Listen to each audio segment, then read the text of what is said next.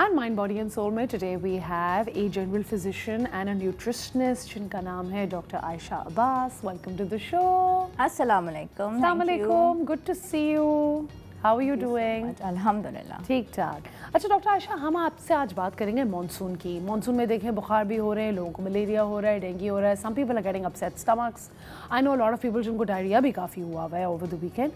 And हम देख रहे हैं कि बच्चे भी थोड़ा तंग ज़्यादा करना शुरू हो गए हैं. या तो समर वेकेशन है या तो वो वैसे भी ज़्यादा पिकी हो जाते हैं खाना खाने में. आई नो मेरा बेटा तो बहुत तंग करता है. सो आपको क्या लग रहा है अभी फ़िलहाल अगर हम मेन एक टॉपिक उठाएं मानसून का, फीवर्स उठा लेते हैं पहले, तो क्या रीज़न है कि डेंगू और मलेरिया इतना हो रहा है? देखिए मानसून में फिर एक मानसून के बाद कलेक्शन ऑफ वाटर स्टार्ट हो जाता है ना, तो मच्छर को एक मज़ेदार जगह मिल जाती है अपने लिए रहने के लिए. और जब वो जगह मिल जाती है तो ऑफकोर्स देखें इससे पहले क्या था, बहुत सख्त गर्मी होती है. जब बहुत सख्त गर्मी होती है तो ये बहुत ही नाजुक सा इंसेक्ट है. It can not survive that heat, वो मर जाता है. तो उसके बाद जब ये कलेक्शन हो जाती है पानी की तो उसमें ये गैदर होते हैं, बहुत मल्टीप्लाई हो जाते हैं. तो अब उसमें इन्होंने तो मल्टीप्लाई होना है, हमने अपनी बेसिकली करनी है प्रिवेंशन. ठीक है. और डेंगू के तो ख़ास टाइम है सनराइज़ के 2 घंटे के बाद और सनसेट से थोड़ा देर पहले, एक आध घंटा पहले. और यही तरीका मलेरिया और डेंगू के है. तो अब इन्होंने तो इनकी तो मल्टीप्लिकेशन हो जाएगी मानसून के बाद. हमारे बच्चों की अभी ये महीना है समर वेकेशंस का, तो we have to prevent them and of course ourselves. कोई और तरीका नहीं है. लोग इस अपने जहन में ये बात बहुत अच्छे से बिठा लें कि मेरे बच्चे को या पड़ोस में एक बच्चे को मलेरिया हो चुका है तो मेरे बच्चे को हो जाएगा. ये एक वायरल इन्फेक्शन है और जब तक वो वाला मॉस्किटो जिसको मलेरिया या डेंगू उसके अंदर वो वाला वायरस था वो आपको बाइट नहीं करेगा तो हो नहीं सकता. तो ये बात तो बिल्कुल तय है. लेकिन पड़ोस के अंदर अगर किसी को हुआ है तो ये जानने की हमें बहुत ज़रूरत है कि उनके यहाँ पे प्लांटेशन बहुत ज़्यादा हुई हुई थी. तो वही वाली प्लांटेशन तो हमारे यहाँ भी बहुत ज़्यादा है, यानी कि उन्होंने बहुत ज़्यादा प्लांट्स लगाए हुए थे खिड़कियों के पास, सारी चीज़ें. तो जब आप दरवाज़ा खोलें और बंद करें तो इस बात का ध्यान करें कि मच्छरों का झुंड भी झुंड अंदर आ जाता है. बिल्कुल बिल्कुल. ठीक है. तो मॉस्किटो रिपेलेंट्स जो हैं वो बॉडी पे लगे हुए हों, आप पहले से स्प्रेज करें. जालियां अभी से अपने दरवाज़ों की, खिड़कियों की प्लीज़ चेक करें, क्योंकि इतनी सी भी फटी हुई हो तो अंदर आ जाती है, पूरी एक आवाम आ जाती है उनकी आर्मी. बिल्कुल. और एक बड़ा मज़े का तरीका है कि ये लाइट कैटरर्स होता है. ठीक है. अगर आपको कहीं पे भी ऐसा महसूस होता है कि ये मौजूद हैं तो उस जगह पे आप अंधेरा कर दें और बाहर थोड़ी सी रोशनी कर दें. स्पीड इनकी इतनी तेज़ है कि ये फ़ौरन बाहर चले जाते हैं. और फिर आप उस कमरे में अंधेरा कर दें जो भी आपने है और वहाँ पे बच्चे और आप वहाँ पे सो गए.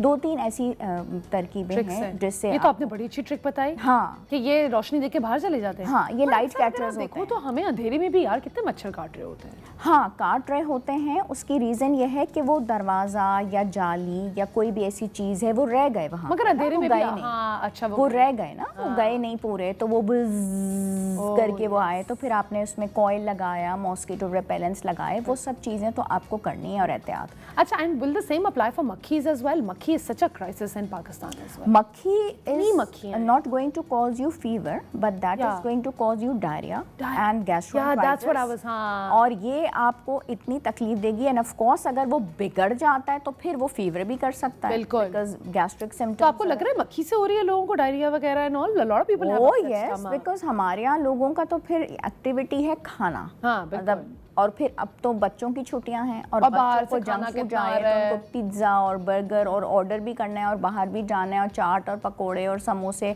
अभी बारिश तो कराची में 2 बूंद भी नहीं टपकती तो पकोड़े का सिस्टम शुरू हो जाता है. और फिर मक्खियाँ भी तो बारिश के साथ साथ. आप नोट करें कि मैं पिछले तकरीबन 10-12 दिन से नोट कर रही हूँ कि हाउस फ्लाइज बहुत ज़्यादा हुई. बहुत ज़्यादा. So they are just jumping all over and everywhere. But what do you think is the reason for it as well? I think हमारी बहुत pollution वगैरह भी तो है. Pollution वगैरह भी है, but it's the same water. ठीक है. और उसमें फिर ये मल्टीप्लाई करती हैं, रहती हैं. मतलब इनकी भी पूरी फैमिली होती है, ये भी अपने ख़ानदानों के साथ पिकनिक ही मना रहे होते हैं. Oh my God. So So this I is like the that. same. Yeah. I like that कि मक्खियाँ पिकनिक बना रही हैं, बट वो हमारे खाने पे पिकनिक बना रही हैं, हाँ. हमारी पिकनिक्स खराब कर रही हैं, Yes, yes. अगर आप सोचें तो. अच्छा, and what are some of the early signs कि हमें पता चल जाए कि एक बच्चे को डेंगू या मलेरिया होने वाला है? देखिए, अर्ली साइंस में ये है कि आपका माँ को तो सबसे पहले ही पता चलता है, ठीक है. एक बच्चा हंसता खेलता दौड़ता भागता घर में नॉर्मली खेल रहा है, लेकिन अर्ली साइंस में सबसे पहले तो आपको बच्चा लगेगा ढीला ढाला बिचाए से, कि आपको वो बच्चा आज वो नहीं लग रहा, जैसे वो उठा है बिस्तर से तो वो ढीला सा हो रहा है, बदन उसका टूटा हुआ होगा, और वो उस तरीके से उसकी एपिटाइट नहीं होगी. When you are going to ask your child to have the breakfast, normally वो नहीं लेगा उस तरीके से, और उसकी एपिटाइट लॉस हो जाती है, बॉडी पेन स्टार्ट हो जाता है, और फिर टेम्परेचर उसको स्टार्ट होगा, फिर वो जाएगा हाई पीक पे, ठीक है. मलेरिया के अंदर उसको बहुत शदीद सर्दी लगेगी, ठीक है, और उसको चिल्स के साथ होगा, बहुत ज़्यादा सर्दी वाला बुखार. तो ये आपको एक ठीक है, that's one of the first things. ठीक है, क्या इमीडिएट स्टेप्स पेरेंट्स को लेने चाहिए? What is the first thing they should do जैसे उनको शक हो? अच्छा, देखिए, सबसे पहली बात तो ये होती है मलेरिया और डेंगू के अंदर, और इसको जब आप डिफ्रेंशिएट करते हैं, नॉर्मली जब वायरल इन्फेक्शंस हो रही होती हैं ना, तो उसमें ये होता है कि बच्चे ने रात को अचार खाया था और उसने आइसक्रीम खाई थी और उसने कोई ऐसी खट्टी मीठी चीज़ें खाई थी, उससे बैक्टीरियल इन्फेक्शन हुआ, गला ख़राब हुआ और उससे उसको बुखार चढ़ा. इसमें तो ऐसी कोई चीज़ ही नहीं है ना, गले का तो सिस्टम ही नहीं है. इसमें तो बच्चा बिल्कुल ढीला ढाला हो रहा है और उसको बुखार हो रहा है और उसका जिस्म टूट रहा है. गले वाला सिस्टम इसमें नहीं है, ठीक है, गला तो इसमें इन्वॉल्व नहीं हुआ, तो यहाँ पे शक जाता है कि बच्चे को सिर्फ जिस्म टूट रहा है और बुखार हो रहा है. फिर मलेरिया के अंदर बहुत ज़्यादा सर्दी लग रही है उसको, ठीक है, इतनी उसको ठंड लग रही है. अब आप मुझे ये बताएं कि हमने तो 2 पंखे भी खोले हुए हैं और एसी भी खोला हुआ है, उसके बावजूद आप एक राउंड बाहर का निकालें तो पूरी बॉडी पसीने से भर जाती है, लेकिन वो बच्चा उसको ठंड लग रही है. एक ये चीज़ बहुत अलार्मिंग हो जाती है. फिर नॉर्मली घर पे जो पेन किलर्स होते हैं और उसके बाद जो सिरप्स होते हैं आपने बच्चे को दिए, सब कुछ करके देख लिया, लेकिन टेम्परेचर उतरने का नाम नहीं ले रहा. तो ये चीज़ जो है बहुत अलार्मिंग है. And you know, can I tell you, मुझे मलेरिया अभी रिसेंटली ही हुआ था when I moved back to Pakistan, and अल्लाह माफ़ करे, it was one of the worst experiences I had. I can understand. I used to be shivering all the time and I was like, पता नहीं ये किस तरह मैं सही होंगी. It's one of the worst things to even recover. And would you believe me if I tell you कि dengue and malaria जैसी चीज़ें ऐसी, हमें लगता है कि बस हमने दवाइयाँ खा ली, हम फ़ौरन सही हो गए, बट वो आपके जिस्म में 20-25 दिन तक थकन रहती है. 1 महीना तो ले लेती हैं और आपको निचोड़ देती हैं. तो ये तो एक अडल्ट की आप बात कर रही हैं. बच्चे के साथ आप सोचें कि उसके साथ क्या होगा. ये जिस्म से बिल्कुल आपको निचोड़ लेती हैं, and they really weaken you up and weaken up your immune system also. अच्छा, इम्यून सिस्टम से बात करते हुए, in fact doctor Ayesha, why don't you tell us कि हम कौन सी ऐसी चीज़ें इस मौसम में खा सकते हैं जिससे हम अपने इम्यून सिस्टम को स्ट्रॉन्ग रखें कि हमें ना तो स्टमक एक्स हो, ना डेंगू, ना मलेरिया हो? देखिए, इम्यून सिस्टम जिन लोगों का बेहतर होता है ना, अब 2 लोग हैं, ठीक है.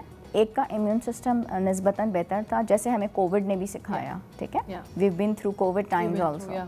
सो इम्यून सिस्टम बेहतर था और एक का नहीं था. तो यहाँ पे बात आ जाती है कि उसकी सिवेरिटी जो होगी ना, जिसको मलेरिया होगा, उसकी सिवेरिटी जो होगी वो कम होगी, ठीक है. हुआ दोनों को मलेरिया, तो इम्यून सिस्टम यहाँ पे बहुत बेहतर करता है. अब उसमें यह है कि विटामिन सी का इंटेक, ठीक है, vitamin C, green leafy vegetables, fruits, जो अमूमी तौर पे ये होता है कि लेके आओ तो बच्चों का मुंह बन जाता है, ठीक है. तो आपने घर के अंदर विटामिन सी बहुत इम्पॉर्टेंट रोल प्ले करता है, जिंक इम्पॉर्टेंट रोल प्ले करता है. बच्चे का वेट और हाइट, ठीक है, ये उसके एज के हिसाब से हो.